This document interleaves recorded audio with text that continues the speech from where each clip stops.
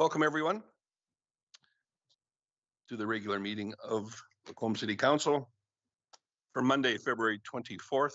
It's now 5:30 p.m. and I'll call the meeting to order.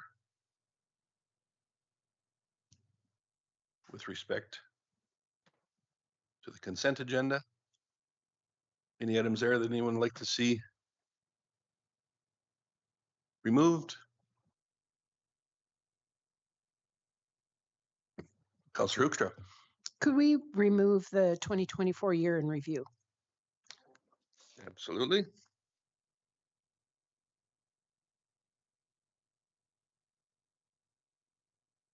And does anyone have anything else?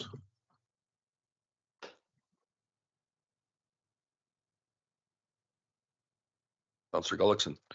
Thank you, Mayor Creasy. I'll move that we accept that agenda as amended. Thank you. Councillor Hoekstra, was there something else or no? No. Oh, okay, very good. No problem. Just making sure.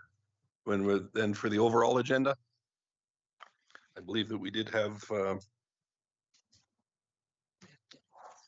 some additional items there as well. But first off, we'll go through the vote for the consent agenda, please. I believe it's up on machines now.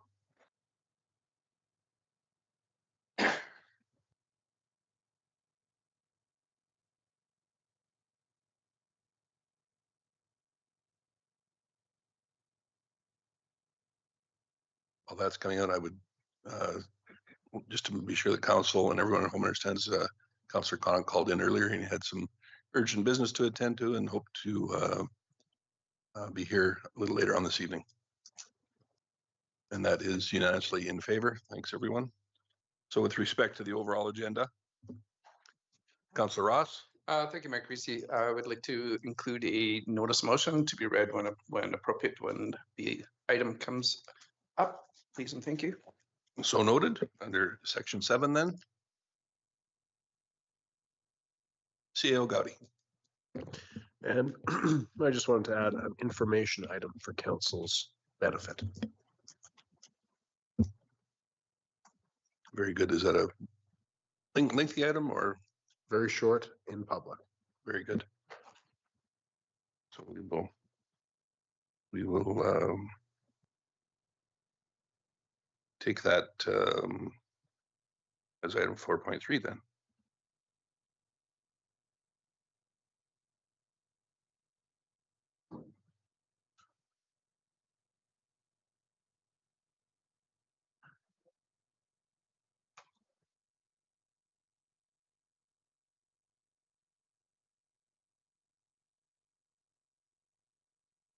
Thank you. Very good.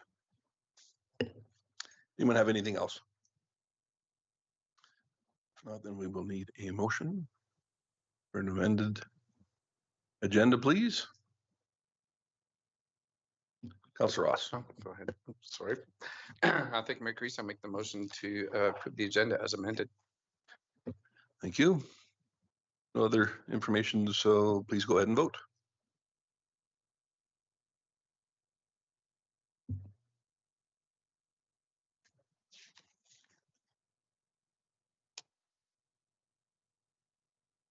That is accepted unanimously as well. Councillor Hoekstra, the year in review item you want to remove? Thank you, Mayor Creasy. Well, I don't always love the consent agenda because I think sometimes we miss having a moment just to comment on items that are in there. But so I just wanted to thank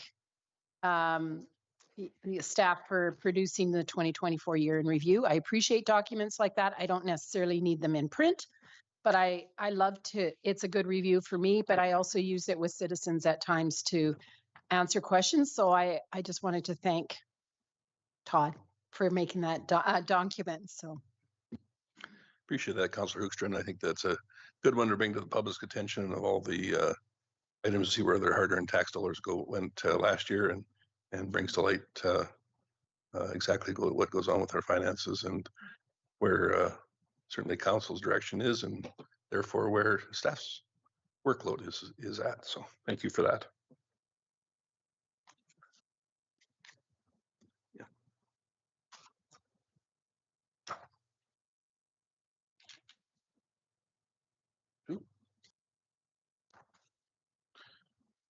All right. Anything else? Because that was removed from the agenda, then we'll need a separate motion to keep that on the books. Anybody care to make that?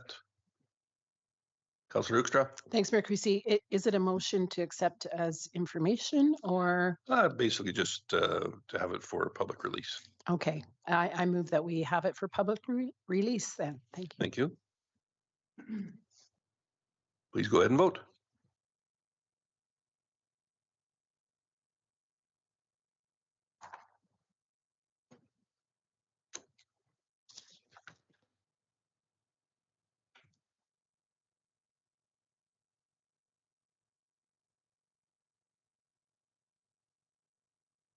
And that is unanimously in favor as well. Thanks, everyone. We do have a couple of presentations this evening. The first one for our consideration is the audit plan. And once again, we've got members here from BDO Canada. We've got Mitchell Kennedy, who's our senior manager. And along with him is Tatiana Novotovsky. Hope I pronounced the last name right, or close to correct at least. Thank you both for joining us. Whenever you're prepared to go, I'll just remind you to use the microphone. And the floor is yours. Hello, everybody. Thanks for your time. So today I'm going to be running you guys effectively through our audit plan for the 2024 fiscal period. Before I do that, I'll do a brief introduction of who the main people are on the audit team. Thanks for the introduction. The partner on this file, her name is Lorraine Walker. She's a partner out of the Calgary office of BDO. She's been dealing specifically with public sector accounting standards for 30 plus years. More specifically, she's into First Nations, municipalities, school boards, commissions, associations. So this is effectively in her wheelhouse. I've been working with her personally for the last 5 years. She's great, very knowledgeable. She will be here for the year-end presentation. She's excited to come out here and meet you guys. So just a brief history lesson. Some of you might know this already, and if you do, I apologize. I'm gonna talk about it again. So over the holidays in 2024, there's an announcement that BDO ended up selling about 21 of our offices. Of those 21 offices, the predecessor partner on the engagement was a gentleman by the name of William Zobel. He's very intelligent, very good guy, but unfortunately, he's no longer with BDO. So this is where Lorraine had effectively stepped in to allow us to take oversight over the audit engagement so we could proceed doing it going forward. So yeah, just new faces that I wanted to highlight in case you were unfamiliar with some of the faces that you might be seeing in the future. So this is our current audit timeline. So we were out here in November where we started effectively doing interim field work. So that consisted of us doing substantive testing throughout your income statement. So your revenues, your expenses, your payroll testing, repairs and maintenance, and reviewing some of your legal expenses. We're here today just presenting the planning letter and effectively going through our audit approach with you guys. And then our final field work is scheduled to be back out here March 10th, where we'll do what we call top-up testing to the income statement. And we'll also be doing the balance sheet testing and then doing the financial statement review. And then we're back here April 28th, where we're effectively going through our conclusion of the audit, any significant findings that we might have. And then we're going to issue our audit report, which is attached to our financial statements. And then pending the approval of council, once that is done, we will go ahead and file your financial statements and your financial information return to municipal affairs. So our responsibility as auditors is to effectively work with management, provide timely feedback, and make sure you guys are aware of any significant findings that we find throughout the engagement. So it's just to have an open channel with you guys. It is also our responsibility to make a formal declaration at least once a year that we are truly independent of the city. We have no financial interest. Any kind of adjusting journal entries or things that we propose get approved at a management level. So that by being independent allows us to continue to do this engagement every year. So our responsibility as auditors are to make sure that the financial statements are free from material misstatement. So fraud is one of those things that can happen. We are currently not aware of any situations of fraud, but some of our planning is circulated around making sure we're trying to mitigate any type of fraud risk related to the audit. And I'll talk about some of our significant risks later on in the presentation. But the short version of fraud is it's not our sole goal of making sure that the financial statements are free. We're looking at everything to make sure it's compliant with public sector accounting standards. So at the bottom part here, the key thing is, to reiterate again, we're not currently aware of any situations of fraud for the year, but if you guys are ever aware of fraud for any particular reason, whether it's a hint or you heard through the grapevine that something might be happening, we wish that you guys would reach out to us so that we can potentially address that risk and make sure that the city is compliant and safe from any potential fraud risk going forward. If we do ever find fraud, we are required to communicate with council that what we found and what the size or magnitude of that potential failure is. So these are 3 significant risks that we have in the audit. These aren't all of our risks. These are just the key highlights that we have for this year that we're pointing out to the city. So the first 2 are very common that you will see amongst most municipalities.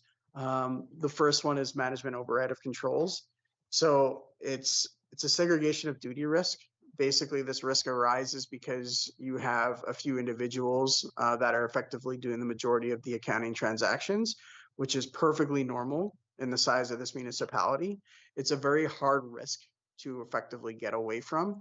The way we mitigate this risk in our testing is we'll effectively do what we call JET, or journal entry testing.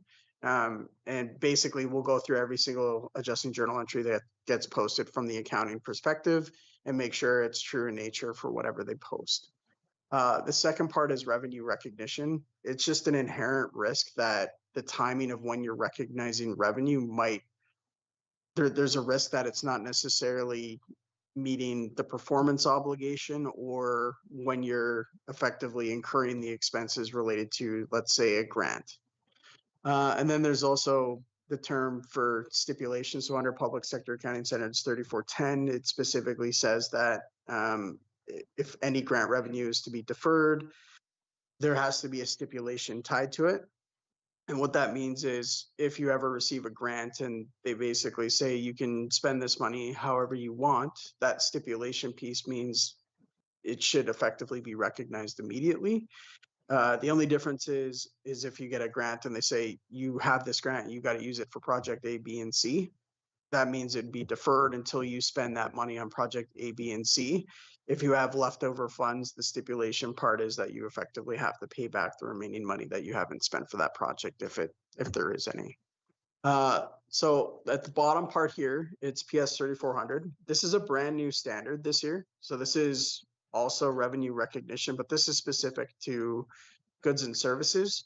The key defining factor for this one is to make sure you're recognizing your revenue in relation to when the performance obligation is taking part. So for any goods and services the municipality might have, if it receives money, but there's an expectation that you do something as a result of receiving that money at a later date, that money should be deferred until you deliver on whatever the money that you'd received would be spent for. So that would be the performance obligation piece. So we will specifically look at all sources of revenue that you have to make sure that it's compliant to that standard.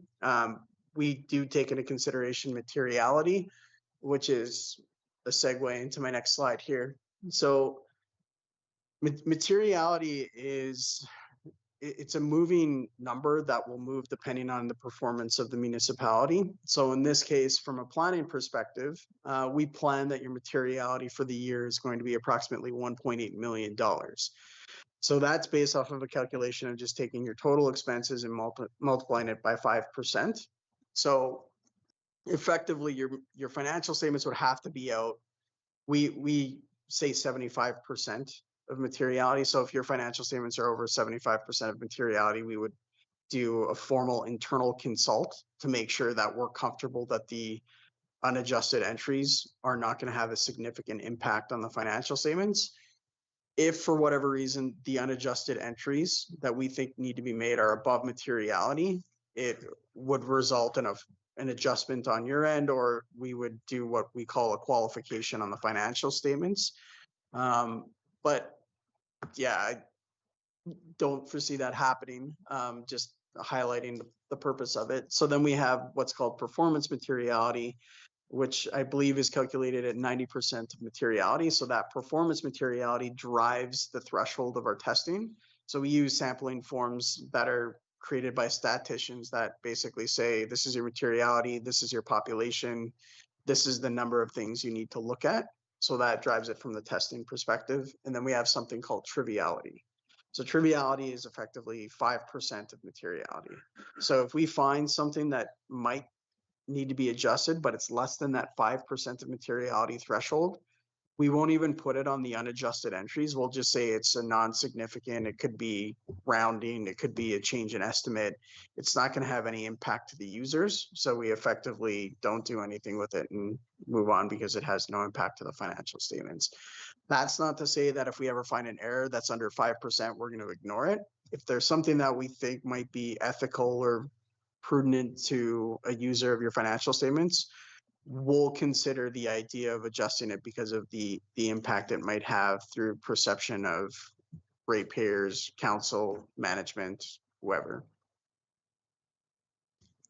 So, Mitchell, before you go on, just some clarification. yeah, for sure. With respect to the, as you know, the two commissions that were directly involved in managing the water and wastewater commissions. Yeah. To calculate the expenses and therefore the 5% of it to come up with that the materiality number, are all of those items included in there as well as what the city pays to the commissions? So if you're paying, so it's literally every single expense that you would have had, including amortization. So your amortization of your capital assets, but yes, if you're giving money to another municipality, whether it's a commission, a county, village, whoever, that would be included in the calculation of your materiality for the year. Does that add clarity, or does that muddy the water a little bit? Well, I guess it does significantly raise, I expect it significantly raises the materiality threshold simply because all of those are basically doubled because we deal with them within the city and then on the commission level as well. Now, that's why I'm wondering if they were included in those Sorry, are you calculations. asking about the expenses that the commission incurs? Correct. So those are excluded from the calculation. So we There. do not consider the commission expenses into the financial statement materiality for the city. That's So what I those wanted are- to hear. Sorry, that was my Nope. not understanding the question. I I probably didn't apologize. explain it well. Thank you, though. That helps though? Yeah, thank Okay, you. thanks. So this is kind of our cyclical audit plan. So it's cyclical because at any point in these stages, we might have to revisit our audit plan.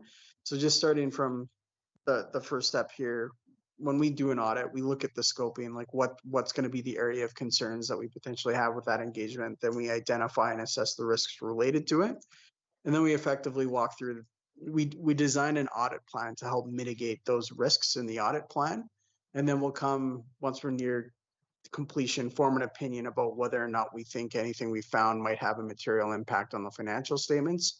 And then we'll come back and effectively present or deliver our audit opinion on the financial statements to you guys.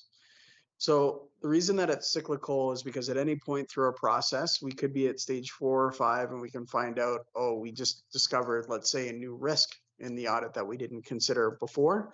We'll actually circle all the way back to make sure that we design the correct processes and procedures we need to effectively mitigate that specific issue related to the financial statements.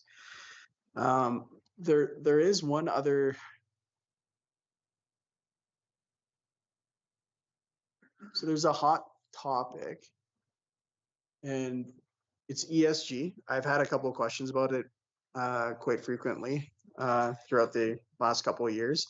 So there's been a lot of talk about what's coming in the horizon for ESG. And for those that don't know, ESG is environmental type governance related impacts that might impact the framework of the accounting standards. There's talk at a federal level that there might be something coming our way for the public sector accounting standards. I believe in the last year or two is the first year that ESG type reporting came out for IFRS. That's been recently adopted. So all the other accounting frameworks are in panic mode. Well, what's going to happen for us under public sector or private enterprise or non-for-profit?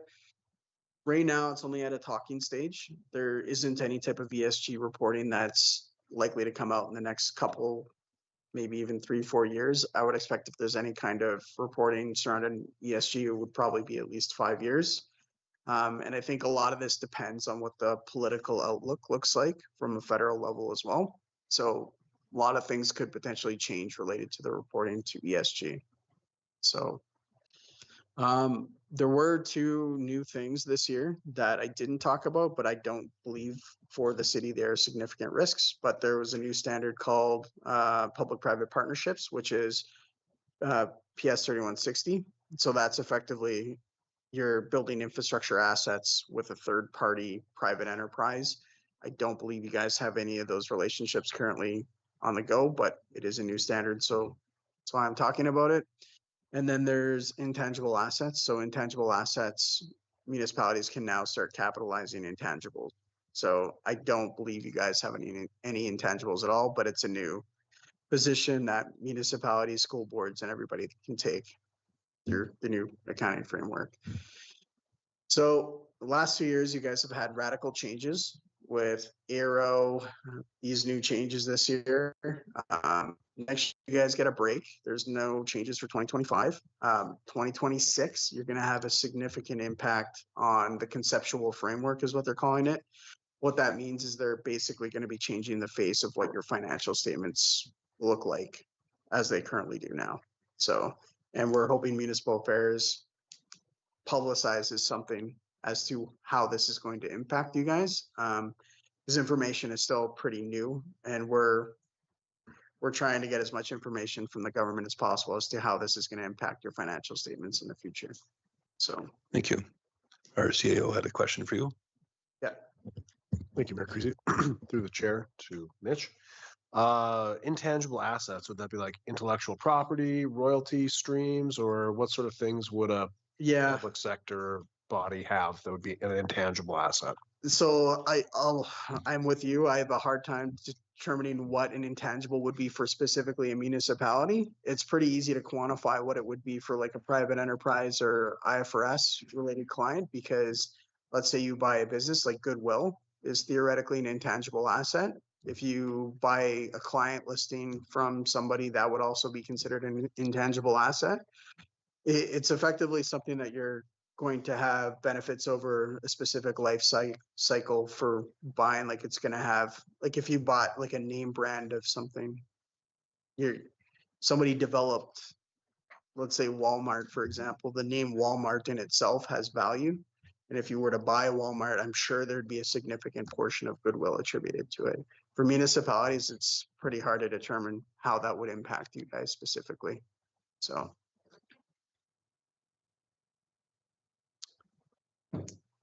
Well, thank you both. Was there any additional questions or concerns from anyone in council or senior management for that matter? Very good. Thanks for making time for us tonight, and we'll look forward to seeing you back in March, I believe it is. We're here March 10th for fieldwork, April 28th for financial statement presentation. Very good. Thanks for your time, everybody. Appreciate it.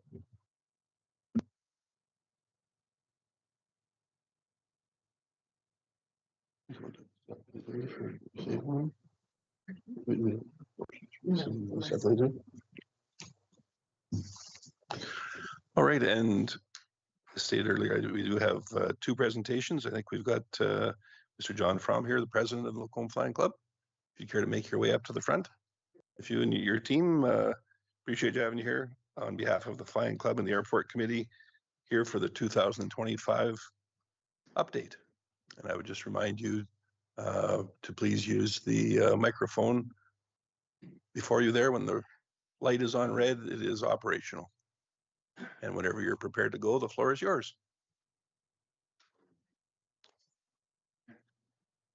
Oh, there. Okay. Thank you, Mr. Mayor and councilors.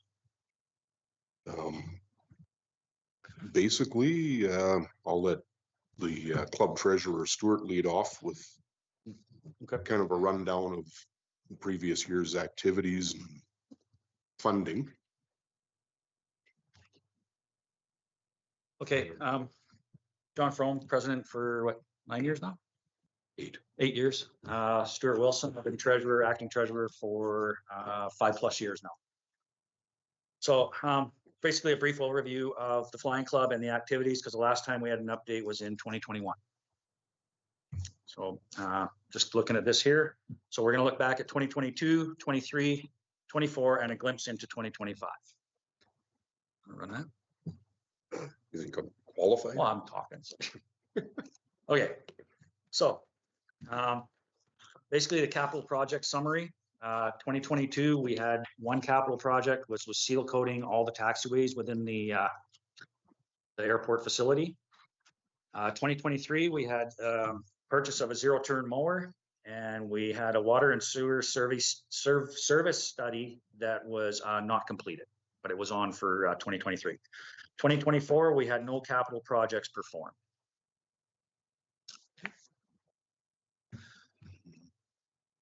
Yep. Okay, so 2022, the capital projects, as I said, was seal coating all taxiways. The cost came in at $34,500.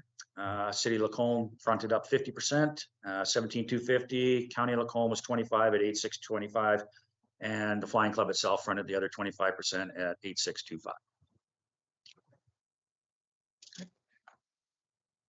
The 2023 capital projects, so that was the zero-turn mower.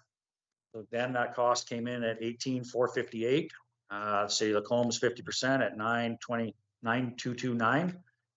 Both the county and the Lacombe Flying Club shared the other 50% at half at 4614.5 each. Okay, and that was it for capital projects. There was nothing for 2024, so we'll go into the 2022 financials. So in 2022, our avgas sales, as compared to 2021, were down by 2,809 due to activities, less flying, and I think the tail end of COVID. Probably. Yeah. Memberships, we basically were down one member. So 83 members in 2021 and 82 active members in 2022.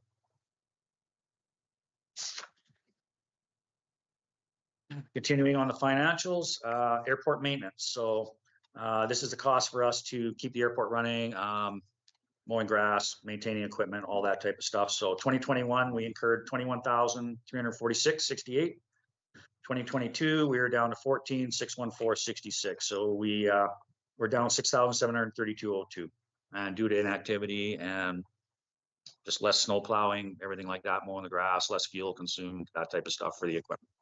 Less maintenance on the equipment, stuff like that. Gross profit for 2021, 42,861.76. And in 2022, we only grossed 40,401.55. So we were down about 2,460.20. Okay, 2022 club expenditures. So in 2022, we incurred cost in the fuel system upgrades. So we had to upgrade from magnetic stripe to chip reading capabilities. That was forced on us based on Visa was not accepting a magnetic stripe authorization after 2022. MasterCard followed basically a month later. So we had no choice because instead of swiping, they had to have a chip on the card to purchase fuel through the dispenser. So we were forced to upgrade that. Implementing a frequency change. So right at that point, we were sharing frequency with 4 different airports. Rocky, 4 to 10. 4 to 10. So we requested a frequency change now so that we weren't on such a congested frequency. Like we had people in Rocky Mountain House talking while we were trying to land here. So it was kind of getting a little scary. People weren't understanding where they were. So we implemented a change now, and I think it's just us and Ponoka. Anoka, Lacombe, and Mustang helicopters in Yes. Black Falls. So we gone from 5 to 10 airports. Camrose was on the same frequency as well. So we get people in Camrose and you'd hear it here while you're trying to land. So we figured it was a safety in thing. So we changed it over, got it approved. And now, like we said, 3 different things and that's it. The other thing we did is we got the IFR approaches implemented. They were started in November. So now you can actually fly in here using GPS approaches in inclement weather, which is something we didn't have before. And that was more for Benevac and stuff like that to come into here. We figured we better get up with the times on that because Panoka already had it. Okay. Some of the activities for 2022 was the Flying Pancake Breakfast. So that year we, I don't think we were married up at the Lacombe days of that year. I think we were still separate. Really? Yeah, I'm pretty sure we were separate. So 850 plates, approximate profit was $2,655.90 after we paid off for all our expenses and everything like that. Twinkle tours. So that's where we fly around in the winter. All donations go to the food bank and we offer them basically a half-hour ride, fly around, look at Christmas lights from the air, stuff like that, over Joffrey, whatever they want to do. So we had 74 participants and 100% of that proceeds goes to the food bank, other than we pay for the pilot's fuel. They donate their plane and their time to fly people around. Okay, so out of that, we made a full donation of $4,623.49 to the food bank for 2022. Stars Air Ambulance, so operated from the airport was 7 times, and they operated for within the Lacombe area 1 time. Fixed wing medevac, which is CanWest Air, they operated 1 time out of the airport. And those are all medical situations of some sort. Okay, more activities for 2022. We seem to have an ongoing crop dusting operations. People come in and park at the airport for a week and use our airport to service the community of farmers and everything. Refuel the plane, or sorry, not refuel the plane, but load the plane up with their chemicals and stuff to go spray all crops and stuff like that. Seems to be good. They operated out of the airport 4 times, so that was 4 weeks they were here that year. Increased business. We have increased activity with charter services, stuff like that. People chartering flights to go out, fly to Kelowna, places like that, and come back based out of this airport. New construction for this year. We had no new construction within the facility. And the other thing we had was ongoing airport tours with local school and youth groups. Okay, let's move on to 2023 now then. Yep. Okay, so 2023 financials. So we touched on 2022, so we were actually up in 2023. Activity increased, so we were up by 6,796.88, and that's liters of fuel. So this is not dollars; it's the liters of fuel actually pumped from the facility. Memberships, we were up by 1. We seem to hover in the 82, 83 mark. Airport maintenance. So we actually had more maintenance due to more activity, more maintenance of snow plowing, mowing grass, all that type of stuff. I think we also had some more repairs to the facility equipment, like the mower, tractor, all that type of stuff. So 14,614 for 22, and we're up almost just over double for 26,809. So 12,194 up in airport maintenance costs. Gross profit, we went from 40,401 in 2022 to 48,900 in 23, so we were up 8,499. Okay, 2023 club expenditures. The only thing we spent money on was we control the airport. So every other year, or every 2 years, we basically do dandelion control, spray the whole airport, runway sides, everything, all everywhere. Spray it down, and then that usually lasts for up to 2 years. Other than that, we had no other expenditures for 2023. Activities, so flying breakfast, I think this was the first year we paired it up with Lacombe Days, was 2023, and we had 1,015 plates, approximate profit with 3,157. Twinkle tours over the winter, we had 92 participants, and we had a total donation after fuel was removed of 5,544 to the food bank. Stars Ambulance was down by 1, but local air it went up by 1. So we were at 6 and 2. Fixed wing medevac, we were up to 2 times in 2022. Additional activities for 2023, like I said, the co-op dusting was held in at the same. It was 4 weeks, and charter surface ongoing. New construction, flight school. So Generally Aviation broke ground in 2023 for the installation of the school office and training facilities. And we still had ongoing airport tours with local school and youth groups. Okay, that was it for 2023. So now we're on to 2024 financials. So 2024, we're up to 85,360 liters. So we had an increase of 11,798 liters of fuel sold for 2024. Memberships, we stayed the same, even 83 members.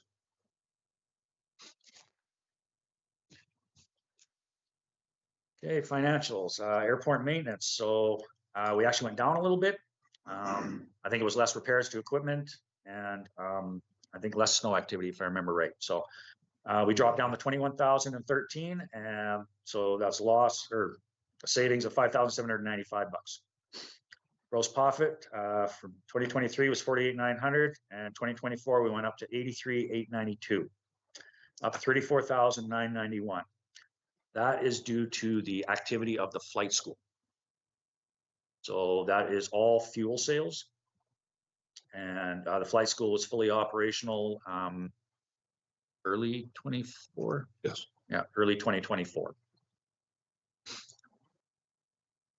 Club expenditures. So 2024, we needed to upgrade the club hangar. So the foundation was shifting due to frost heaving. And it was to the point where the door was binding and the building was actually getting damaged. So we had to basically suspend the building, cut all the poles out of the bottom of the ground, and then put in a footing foundation substructure under it, and then set the building back down on it. And at the same time, we also added in footing foundation and a floor for an attached storage addition that'll be on the side of the hangar.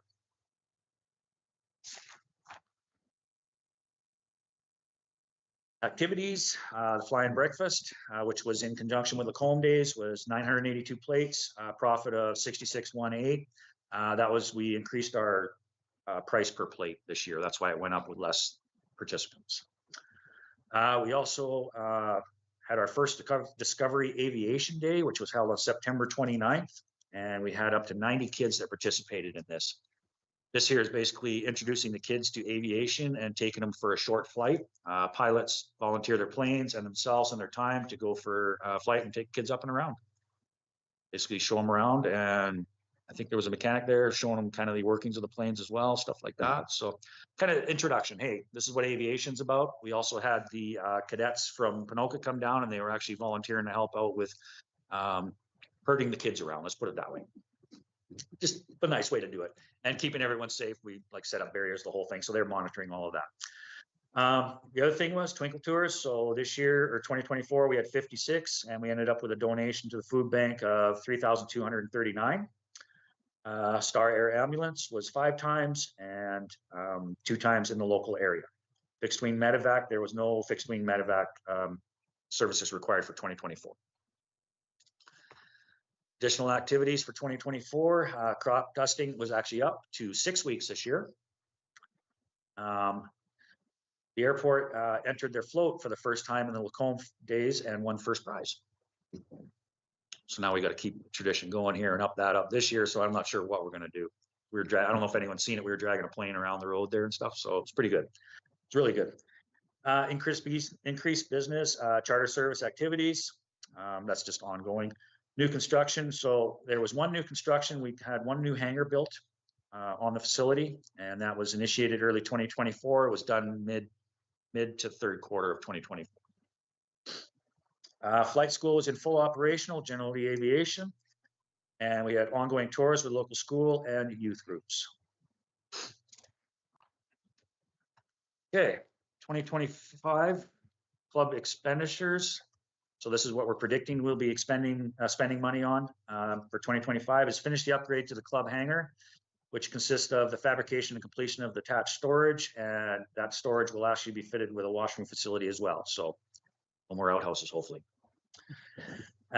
Fuel dispensing system, it is in need of some repairs. The meter is due to wear and tear, as well as it's pretty old, so it's going to need some upgrades this year. So we expect some expenditures on that as well. Glimpse on the activities for 2025. So Flying Pancake Breakfast, the date's been confirmed for July 13th, which will coincide with the Comb Days. We are entering the float again with some other surprises. Discovery Aviation Day. So being as it was such a good hit last year, this year we're actually going to do 2 of them. We're going to do one in spring. Tentative day is May 31st with a rain date of June 1st. And then we're also going to do one in the fall again, probably late September or early October, date to be determined at that time. Community interactions. So ongoing airport tours with local school and youth groups. We also were approached by one of the schools early this year, and we developed and implemented a first in-school classroom presentation for the theory of flight. So they actually went to the school, and I think it's grade 5s. There's something to do with the curriculum in there about that. So we actually had one of our club members go in and present to them and kind of, did a classroom with them, and it was a big hit. So we're actually going to try and put that out there and let all the schools know, hey, we're doing this. It's just something the club will step in on. The other thing that I don't have on the presentation that I need to bring up is that with General Lee Aviation on the facility, they are ongoing contributing to the community. They actually do like a fundraiser or something for any of the societies around the Comb at least once a month. They're doing something. I mean, the winter is probably not as much, but during the summer, every month they're doing something for some type of charity or something, donations on that. So big shout out to them for doing all of that. And then just some information for you on the last slide here, which is, so we just kind of want to show you like the investment the club members are putting into the airport. So long-term investments in Lacombe Airport, current structures at the airport. So club-owned structures, the terminal building, the club hangar, the tractor shed, fuel system. Hangar owners totaling 45, including the flying school. So these owners are the ones that have invested and built their hangars there. So they've invested into the airport for longevity. And so 17 owners reside in the city of Lacombe, 19 reside in the county of Lacombe, 6 owners reside in the city of Red Deer, 1 is in the town of Sylvan Lake, 1 in Ponoka County, and 1 owner resides in the city of Calgary. That one here is leased by this gentleman right here for Cloud9 Aviation. And I think that is it. Any questions?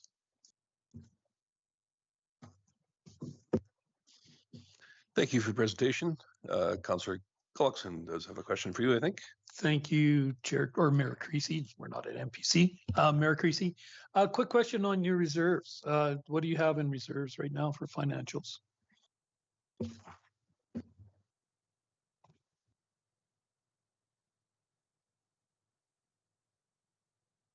Sorry, 2 seconds here. Roughly about 218,000. One is for the fuel account, and that's strictly for anything fuel expenditures like the meter, maintenance to the fuel tanks, pumps, anything like that. And then the other one is our active account for maintaining the airport, tractors, anything like that. Oh, okay, good, thank you. Just if you want to know, the fuel account's about 140, the other one's about 80,000. So because you brought it up about the other expenditures, I'm just curious, appreciate the information, but a fairly limited view of the financials with what was presented here. What is the idea, or what's behind presenting those items and not the rest of the picture? First time I've done this. Okay.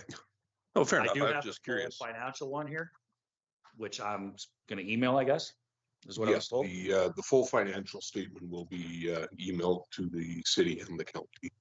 Okay, very good. I guess the reason I ask is I think it doesn't necessarily present the proper picture to the public of the amount of funds that go through there to make the operation work. I know there's an awful lot of daily maintenance that goes on from your members, and therefore a lot of expenses that go along with it. So just in order to give a more wholesome picture, I think those would be helpful to have the other remaining financials as well.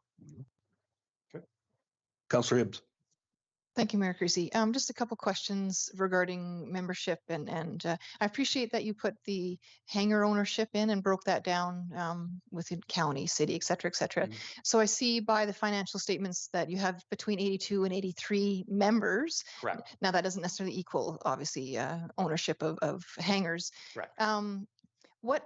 What is like? Why would somebody be a member of the flying club? I assume that non-membership pilots can land at the airport. So what is the purpose of membership?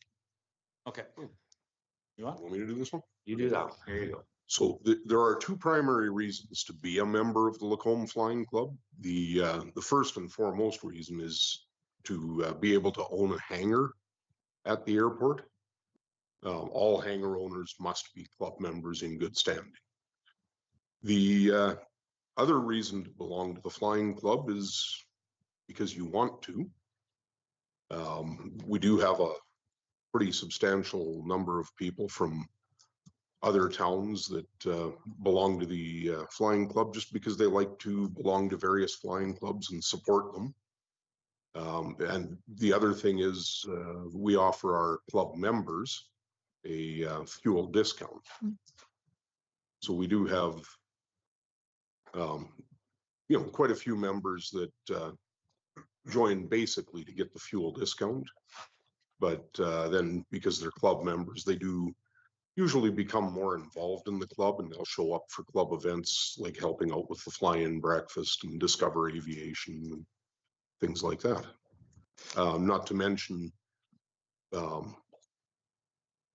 there are many airplanes renting hangar space off hangar owners.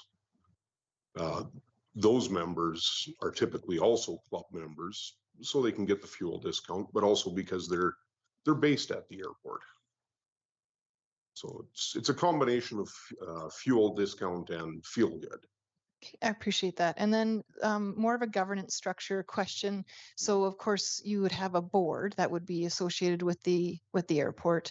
I would imagine that's a relatively small board that meets regularly. So if you could just explain briefly about how that works. And then also, then you would also then have an AGM on an annual basis then. How do you involve the membership is I guess what that second part is.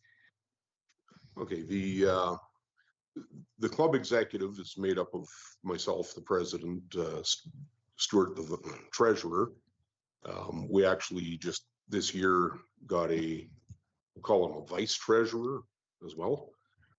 We have a vice president and a secretary and 4 directors, members at large. So basically we've now got 9 members of the club executive. The club is executive run, so the day-to-day operations of running the club and the airport are done basically by the club executive. Okay. And we just had our AGM last Wednesday, and I don't know how many members we had in attendance. I think it was probably around 20, but of course, all the members are invited to the AGM. Of course. No, that makes sense. And then my final, it was good that we got a quarter of them. that's good. My final question, and then I'll cede the floor is, and I don't think you have to answer this question, but on your membership, do you know what the breakdown is of, how many city residents, how many county residents, like how you did with the airport hangar owners, if you have that for membership? And again, that's not necessarily that I'm entitled to that information, so feel free to share that or not, but if you even have it. I can get it to you. I just don't have it with me. Okay. I would appreciate I that. would say it's probably fairly similar to the numbers of the hangar owners.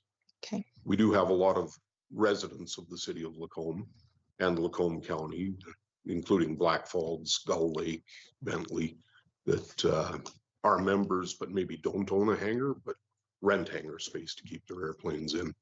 Okay. Thank you. I appreciate that. Thank you. Councillor Ross. Thank you, Mayor Creasy. So other than the membership, the out-of-town hangar owners or lessees, sorry, being Red Deer or County Ponoka, what is the rate difference for their leasing of the hangar and or memberships compared to city and county, since this is city and county funded? There should be in my opinion, a difference between non-county or city residents than not. Rate's all the same. Yeah. Same rate for anyone that's a member in the club. Sorry if I may continue. So then, obviously, then coming from Red Deer, we're obviously less than Red Deer to have the incentive to be at a smaller airport.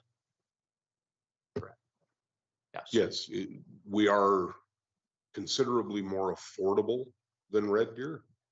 But the reason for that is because the airport is operated by the Flying Club and its members. So if you own a hangar at the airport, it is your responsibility to clear the snow in front of your hangar. It's your responsibility to mow the grass. And that responsibility extends to mowing the common grass areas as well as plowing taxiways and runways. The club shares those responsibilities. Same with runway light maintenance and all those kind of activities. Yeah, if you own a hangar at the Red Deer Regional Airport, everything is done for you. The snow clearing, airport operations, they even cut your grass, right? So. Does anyone have any other questions? All right, thank you both. Okay, thank you. Thank you for having us.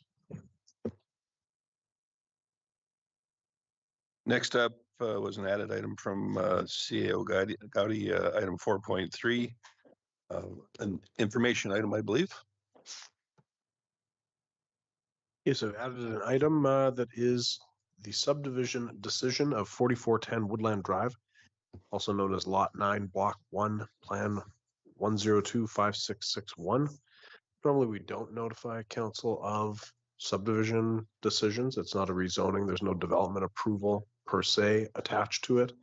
But with this being in support of the fire hall, we wanted to just let you know that that has been authorized. And so the discretionary development permit will proceed. And that will be your next review of this item. Thank you. And just so there's no confusion, then the 4410 is the area between the Lacombe Cemetery and the Tags Gas Mart. Yeah, it actually More or less. comprises some area of the cemetery as well, but yes, it is that area that you're thinking of. It's the southern area of the new cemetery, if you will, has been subdivided. Thank you for that. Any questions or comments? Very good.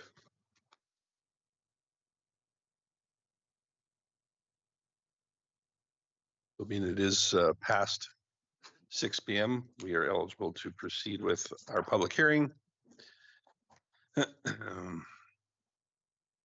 And this public hearing is for bylaw 400.68, which is item 5.1.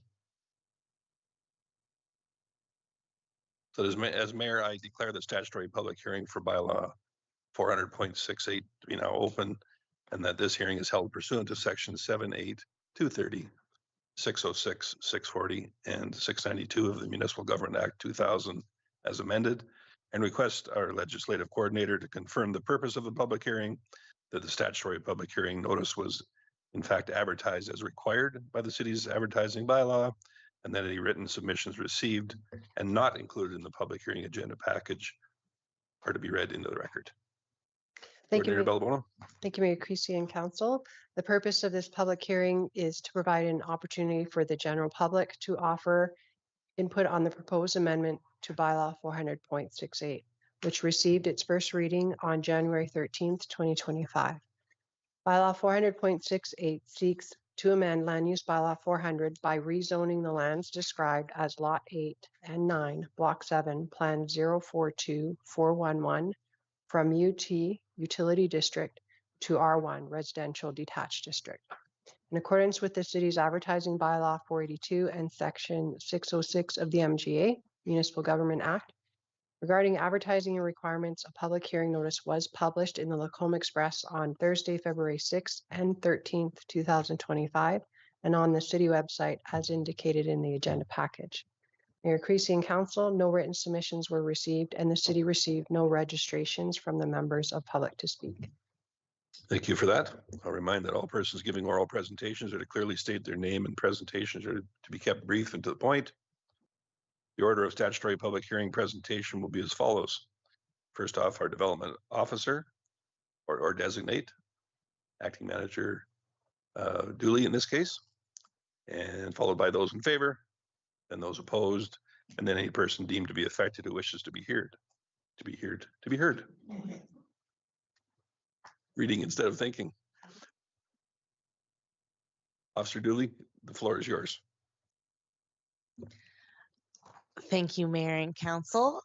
So this is to consider bylaw 400.68, which is an amendment to the City of Lacombe Land Use Bylaw to redesignate a portion of Lot 8 and 9, Block 7, Plan 0424116 within the northeast of 314026 west of the 4th, locally known as 4722 and 4902 Beardsley Avenue. Administration is currently processing a subdivision application for the previously redesignated lots. That application has been conditionally approved, and they're working through the process of fulfilling conditions of approval. During the review process of the subdivision application, it had been identified that Lot 20, which was previously designated as a public utility lot or UT district, would be more appropriately zoned as R1 district to ensure compliance with the city's encroachment policy for adequate protection of city infrastructure and to prevent unnecessary maintenance costs. So the previous redesignation application was approved by City Council on June 10th of 2024 to create 19 residential detached district parcels, 3 green space parcels, and 1 utility district parcel. Since that time, the developer has been approved, as mentioned, for subdivision of the lots and is working towards endorsement of the subdivision. Through the administrative review process of the subdivision, the utility district parcel is better suited as a right-of-way to be incorporated into an existing R1 parcel. The R1 parcel does have a pending sale on the lands at this time. And pictured here is the rear of the property where the rear property boundary would be. That shows some of the slope associated with potential maintenance of this public utility lot. So some benefits of redesignating to the R1 district with a right-of-way placed over top of that portion instead of the public utility lot as it stands today. The private landowner will maintain landscaping. The land will no longer be City of Lacombe property and will be available for private enjoyment with restricted development given that the utility right-of-way would be placed over top of that portion of the lands. And the utility proposed to exist in this area is a storm line with no appurtenances, so future infrastructure maintenance would be minimal. Some concerns of the lot staying as utility district would be that maintenance would be required to be completed by the city's parks department. The slope could make maintenance challenging, and the city can anticipate requests for development of a trail for public access through the lot, which could cause concerns due to the steepness of the existing slope. So in this aerial here, you can see something similar just to the east of the 2 existing single detached dwellings there. That shows almost a zigzag trail that has to go through to account for some of the slope. Since first reading, the applicant has indicated that they would like to add a small sliver of land at the north side of the public utility lot to be redesignated as green space district as municipal reserve dedication instead of the previously proposed R1 district that was done at first reading. This amendment will align with the existing GS lots adjacent to the city trail, and this change has been reflected in the proposed zoning figure and noted read in the bylaw 400.68. For public consultation, no comments are received as of tonight. And staff recommendation is that council gives second reading of bylaw 400.68 as amended, and that council resolves to consider third reading at the same meeting as second reading, and that council gives third reading to bylaw 400.68 as amended. Thank you.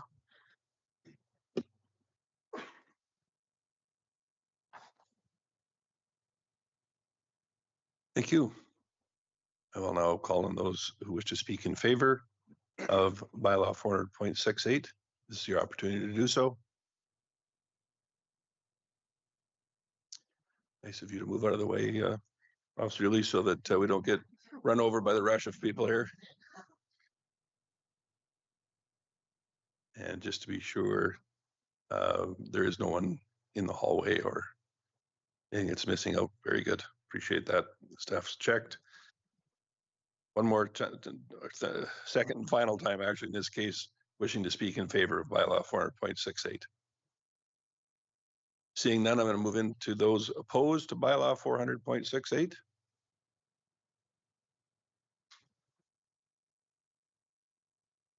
And one last call. Anyone wishing to speak in opposition? Seeing none, I'll move into any person deemed to be affected who wishes to be heard on bylaw 400.68. And it looks like an equal number of takers in that regard.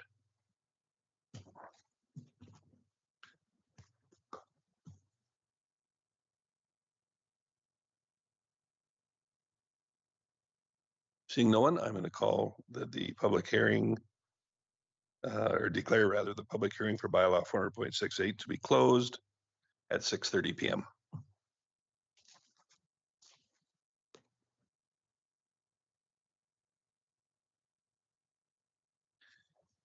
So we can move into requests for decision.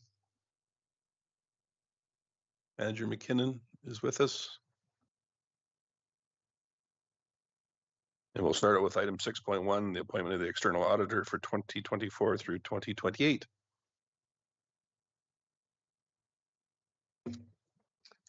Good evening, Mayor Creasy and council.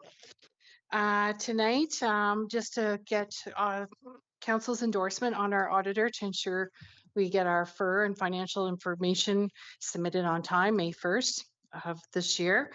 It is requirement under the MGA Act for council to appoint an auditor. We did run a competitive process in the fall, and we did a request for proposal and 3 submitted bids and ranked them. BDO was the highest competitive bid. So financial considerations, this is a cost to the organization of approximately $55,000 a year for our audit. And our auditors do prepare our financial statements. Some people do it in-house, but we have them do that work as well. So I recommend that council does appoint BDO Canada LLP as the city's auditor for 2024 to 2028. Any questions? Happy to answer. I just want to make sure I didn't mishear what you said. You said the highest, you meant the highest scoring? Highest scoring, Okay. yes. Not the highest cost. No, Very good. Just to be clear. highest overall mark. Councillor Ross. Thank you, Mayor Creasy. I'll just go ahead and make that motion. The council appoint BDO Canada LLP as the City of Lacomb's auditor for the 2024 to 2028 fiscal years. Thank you. Councillor Dallas. Thank you, Mayor Creasy. So I guess I just have a question regarding this. The timing of this seems awkward when BDO came in November and did work already. And then now we are approving their work. And so I'm just curious if this is something that maybe needs to come sooner in the future. That's a very valid question. 2 things. BDO was our appointed auditor prior to 2024, so they were appointed technically. In the motion that wasn't a time period, so they were technically appointed. In the fall, though, they did have an undertaking where MMP did purchase a lot of BDO offices, and it was uncertain who we were going to have as an auditor. And at that point, we were even considering going with our second bid versus going with NMP. So there was a little bit of a trial period in November, December, where we weren't sure who our auditor was. So the timing became clearer in January, and we just timed it with this meeting.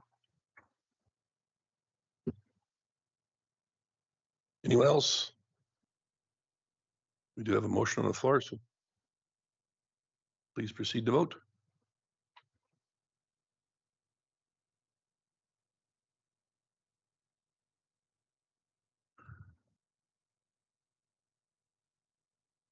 And that is all 7 unanimously in favor.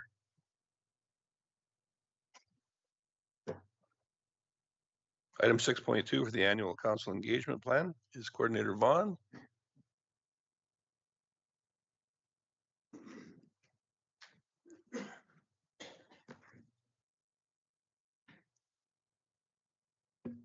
Thank you, Mayor Creasy. Before I begin, I just want to thank Councillor Hoekstra for pulling out the 2024 year in review.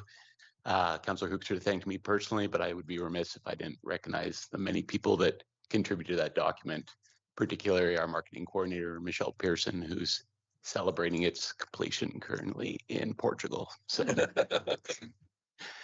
moving on to the 2025 Council Public Engagement Plan. Good evening, Mayor and Council. It is my pleasure to introduce the 2025 Council Public Engagement Plan. This plan intends to ensure residents can be heard by Council, have the opportunity to participate into the decision-making process, and allows Council to communicate current city initiatives. To clarify, this plan is not in response to a recent notice of motion. Administration is preparing a separate request for decision which will seek Council's input and will provide an overview of current and potential upcoming city communication practices. This plan today outlines an approach to public engagement, allowing administration to plan and prepare for coming events. This plan incorporates the International Association for Public Participation, IAP2 spectrum. This spectrum is designed to help organization and government determine the level of public involvement in various projects and the decision-making process. As a refresher, the IAP2 lines levels of public participation, each with a distinct purpose. The informed level is to provide the public with a balanced and objective information to help them understand the issues. An example of this would be the city's year in review document, as we just discussed. The consult level involves obtaining public feedback. An example of this would be the Chamber Trade Show and Coffee with Council sessions that we've done in the past. The collaborate level aims to partner with the public in each aspect of the decision-making process. An example is how the city has leveraged the DARP committee to complete capital projects. And finally, the empower level places the goal in the decision-making process, pardon me. The empower level has the goal to place final decision-making in the hands of the public. An example of this would be the Municipal Planning Commission.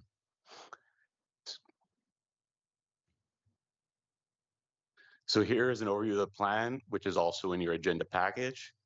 The plan is typically structured to provide numerous opportunities for public engagement across various platforms and formats. It's important to note this year there'll be limited opportunities for engagement in the third and fourth quarters of the year due to the 2025 municipal election. Starting September 1st of this year, the city will enter a blackout period. During this time, we will temporarily suspend certain public engagement activities. That said, administration tonight is asking Council to endorse the 2025 Council Public Engagement Plan as presented. Administration is here to answer any questions you may have.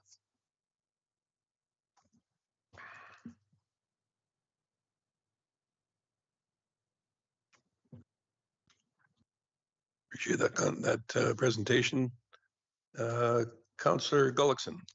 Thank you, Mayor Creasy. I'd like to make that motion that Council endorses the 2025 Council Public Engagement Plan as presented, and then I have a question. Please proceed.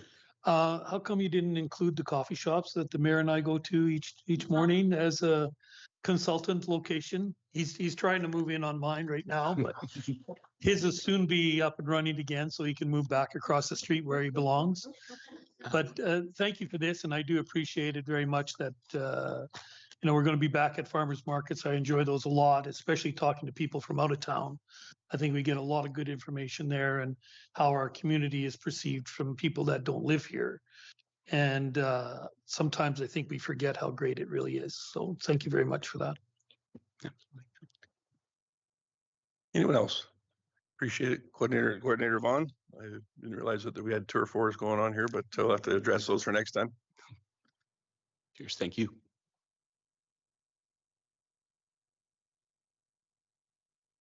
And Acting Manager Dooley, you're up next. What's that? You haven't voted on that? What the heck? Who was it that brought this motion forward? Appreciate that. Please go ahead and vote.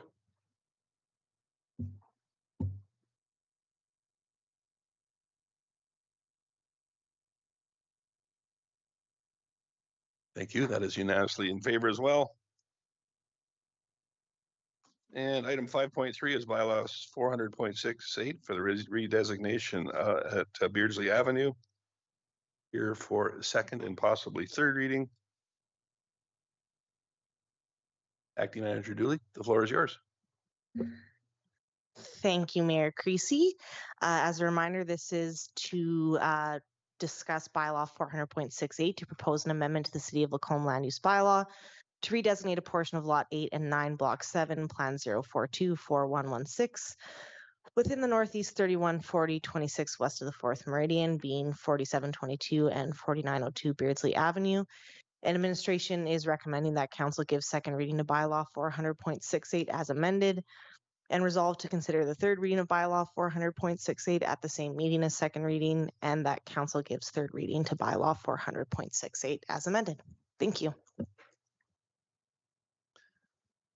Thank you. So perhaps you could just let the public know. I think initially there was some intent to use that now designated right-of-way area perhaps for a trail for this subdivision and adjoining properties to access the trail system. So with that not being the case, moving forward, should this pass, how would people within this particular subdivision access the trail system? To the mayor. So in this circumstance, on the slide that I pointed out, the trail that kind of zigzags down towards the existing trail around the lake there, that would be the closest connectivity point, would be that 2 lots to the east where they would walk down that trail to have access to the trail path. Thank you. Councillor Dallas. Thank you, Mayor Creasy. So with the possible change, this becomes an R1 that could be sold by the current developer to an individual, and then they would just be restricted use on that lot. And so I appreciate that clarification. The one benefit that was listed was that sorry, I apologize for the wording on it, but in regards to our encroachment issue, and all I see is difficulty with encroachment as time goes on and people slowly taking over without notice. And so in that sense, and one of the other ones was that we will get requests for a path if it remains as it is. And I see that, and I also see that there's lots of areas in Lacombe that don't have paths that I'm sure people would like. And I truly only see this benefiting one individual in their community and then becoming a problem for the municipality later on. And so in my view of this, I actually don't see a benefit of changing it and would prefer it to remain as is. And so that's just kind of my belief on that. Thank you. Thank you. Councillor Connick. Thank you, Mayor Creasy. But the right-of-way will be registered on title, will it not? Yeah. Through the chair to Councillor Connick. So the way the current subdivision application has been processed, the right-of-way is actually already registered over top of the existing public utility lot, so as not to hold the developer up should council approve this. If council chooses to not go forward with it, then the public utility lot would remain, and then that right-of-way is basically an add-on that's going to be on that piece of property as well. Okay, thank you. Having said that, I would so move that council give second reading to bylaw 400.68 as amended. Thank you. Thanks, Councillor Connick. Anyone else? Seeing no further input, please proceed to vote.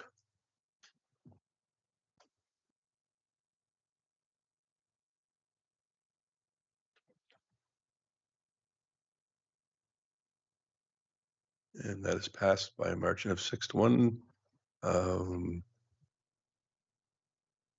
Councillor Dallas voting not in favor of bylaw 400.68. So noted.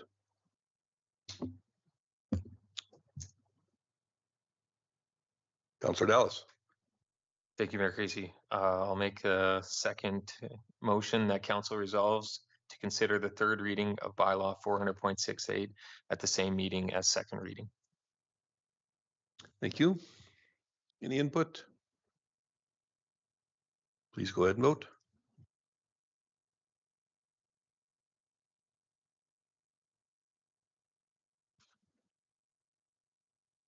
And that has required or met the requirements. So all in favor to proceed to the possibility of a third reading? Councillor Hoekstra. Thanks, Mayor Creasy. I move that council gives third reading to bylaw 400.68 as amended.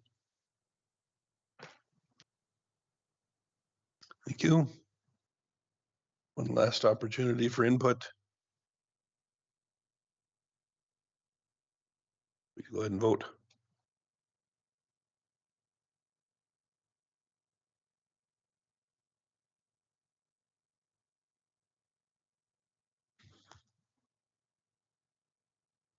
And by a margin of 6-1, Councillor Dallas voting against the third reading of bylaw 400.68 is passed. Thanks, Acting Manager Dooley. And our CAO has one coming up next here, item 6.4 for bylaw 523, the Data Integrity Project 3.12. Thank you, Mayor Creasy. Before you this evening is bylaw 523, which marks the 12th phase of the Data Integrity Project that we have been working on with many of the people on council since 2016. And remain.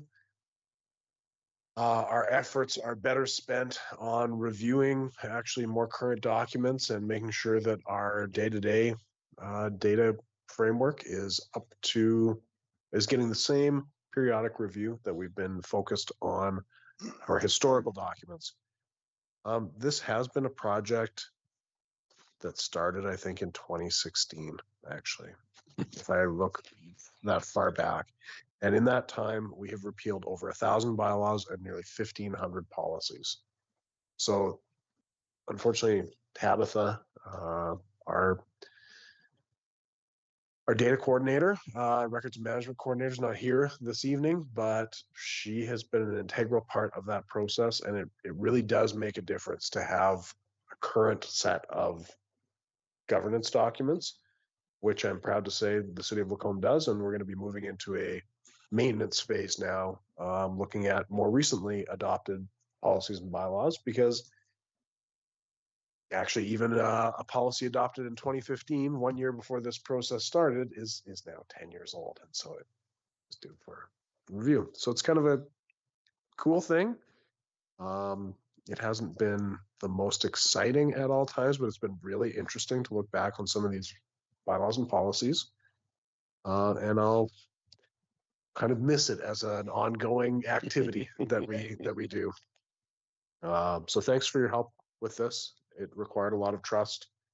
Many times these policies and bylaws were coming in batches of like 30 of them, and we were putting them in the consent agenda.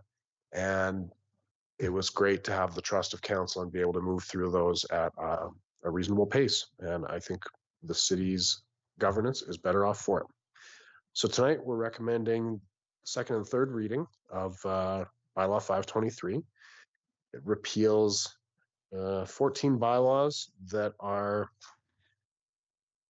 primarily to do with agreements for projects that were completed years ago, decades ago. And so they're just not relevant anymore. The agreements have ran their term. They've been successfully concluded. And so having a bylaw that refers to a concluded agreement actually has no meaning. And so we are recommending second, and then motion to pass second and third, and then third as well. CEO Gowdy, as I look back to those first ones in 2016, there were some that were, I don't know the exact dates, but close to a century old that were on the books, which is a little ridiculous. Has there just been a different focus from administration on removing these old ones, or was that not a requirement in the past? Did the MGA change, or why were so many of these stagnant policies and bylaws on our books? I think it's a capacity thing that with the size of the municipality reaching the level where we have someone like Tabitha, who's able to focus on our data, it really allowed us to actually move through these. I think many municipalities struggle with the accretion of these bylaws and policies and are never able to carve out the time or capacity to go back and start culling some of the ones that are no longer relevant. Thank you. Councillor Gullickson. Thank you for this, Mayor Creasy. I will make the motion that council gives second reading to bylaw 523, repeal of inactive bylaws 2025. And I'd like to say thank you to administration for doing this. I think it's real positive. Thank you. Any additional input? Please go ahead and vote.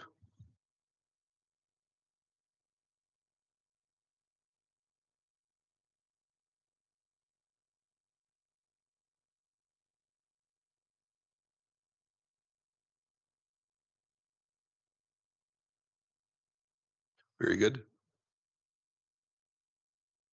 don't think we need a secret ballot in this. We'll just by a show of hands, all those in favor. Any opposed? That is unanimously passed. Yes.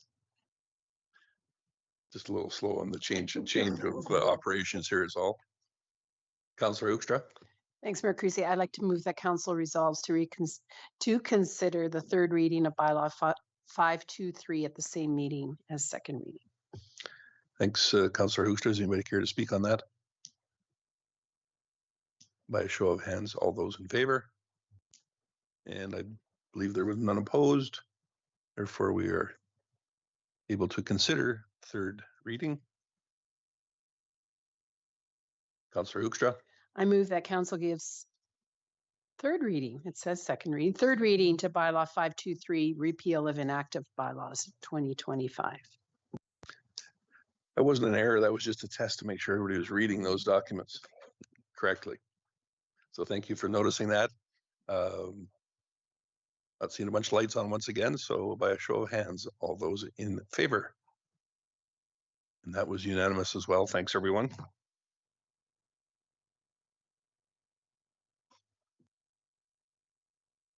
Director Alderson, we've got item 6.5, the birthplace forest. Whenever you're ready.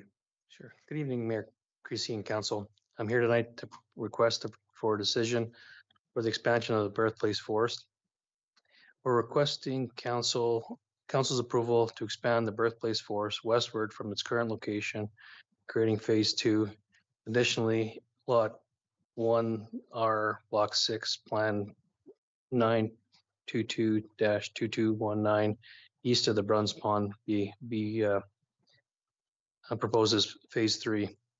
So the birthplace forest program began in 2007 to commemorate the births of kids in the Lacombe area and enhance the urban forest. Originally, phase 2 was planned for the Bruns Pond, but the site conditions are unsuitable for the tree growth because it's an old road base that went through there years ago. Shifting the phase 2 westward ensures better tree sustainability and improves accessibility of the tree forest. The expansion will sustain the birthplace forest for 20 to 30 years with no organizational impact. While there is no new financial cost, the city's share of the tree purchases has increased due to rising tree costs.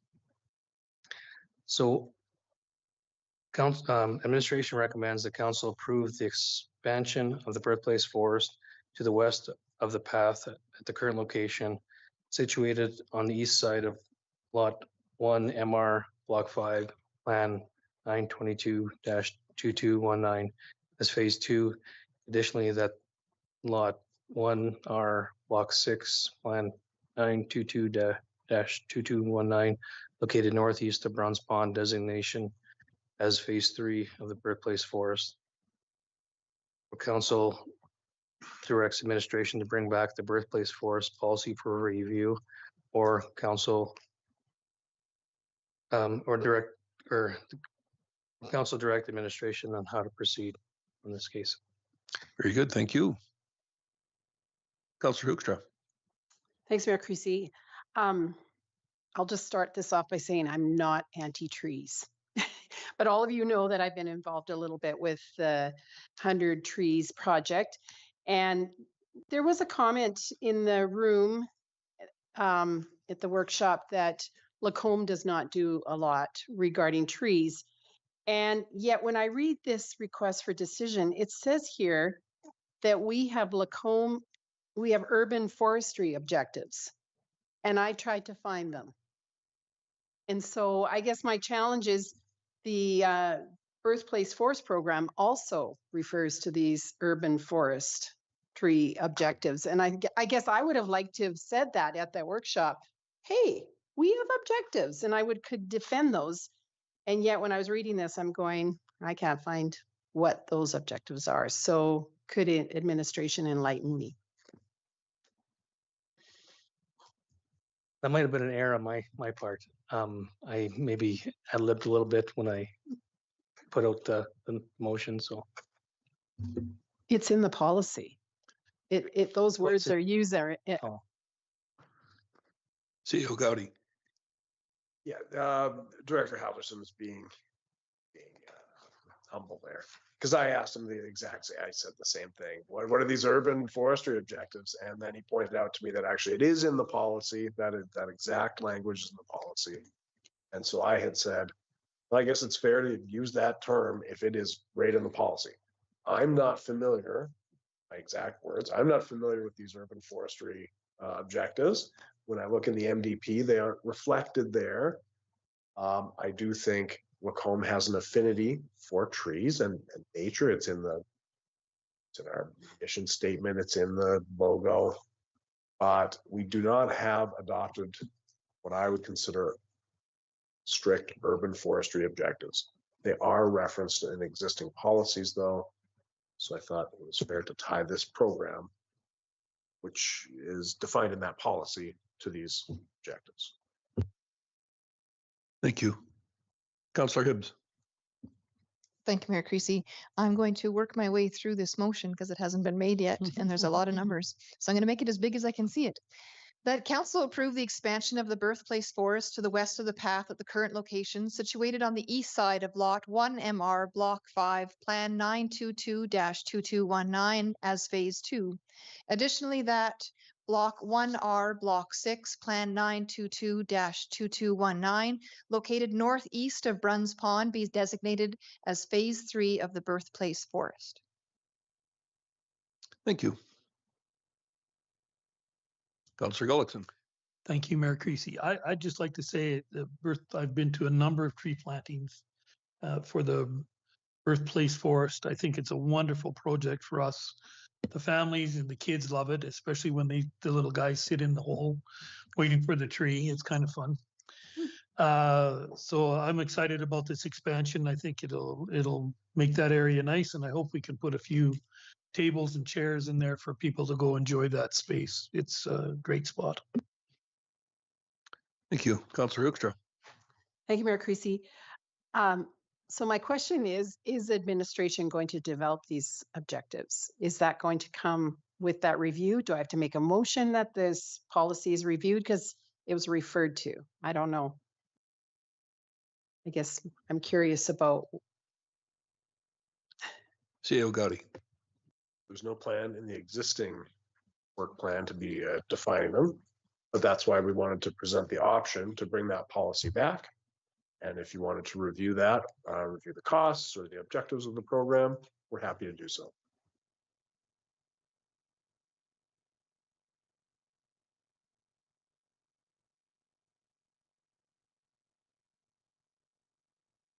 Director Halverson. I just saw your light was on. I thought you wanted to speak. No? Oh, no, it was. Okay, no, not a problem. Not a problem.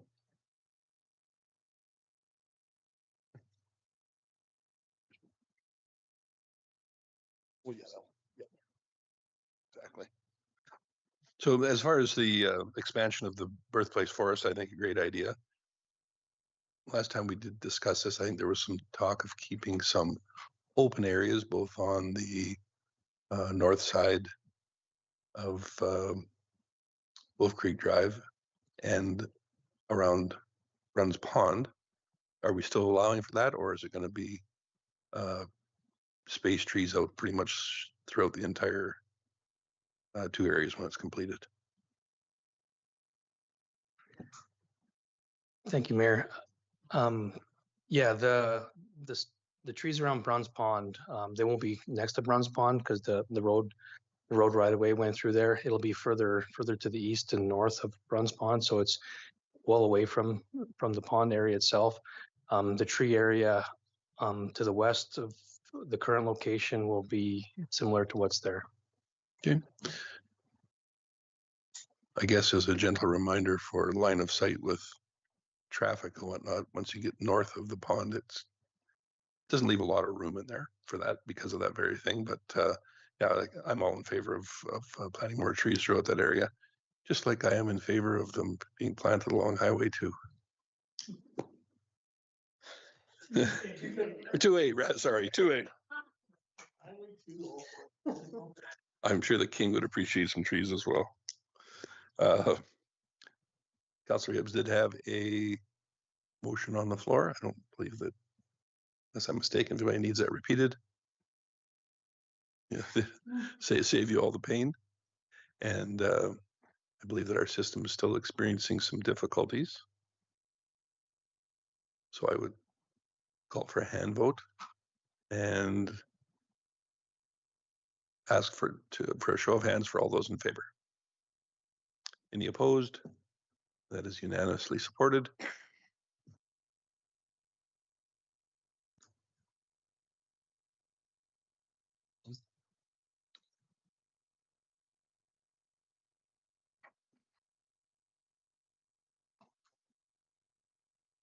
And if we move down to section 7 under notice of motion, Councillor Ross. Thank you, Mayor Creasy. My notice motion reads, the council directs administration to automatically trigger an internal review of the assessment whenever there is a property value increase of more than 10% in 1 year. Thank you. Of course, we won't be discussing the item specifically. However, I would ask administration when the item does come before us at a subsequent meeting, I'm assuming the very next meeting,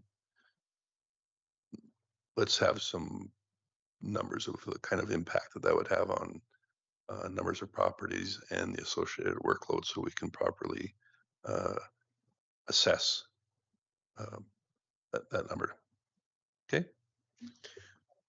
So for example, the number of properties that would meet that threshold in 2024. I think that would be an important one. Yep. Very good. And not knowing how many that may be, an approximation of costs involved for whatever that portion may be. Okay. Would be a couple of things I would hope would be included in the report. Thank you. Slight clarification, it will be available for you, and I'll certainly share the data, but we won't have an actual report. Would have been a little bit of a stretch. Thank you. I'm just going to go through our next meetings before we move into the in-camera portion. All regular council meetings in here at 5:30 p.m. on Monday, March the 10th, Monday, March 24th, and right into April on Monday, April 14th. You can add those to your calendars. And that takes us back to section 8. I don't believe that we've looked over any items of business other than those. For the in-camera items, Councillor Dallas. Thank you. Motion to move in camera. Thank you.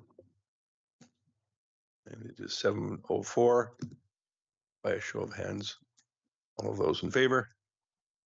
That is unanimous.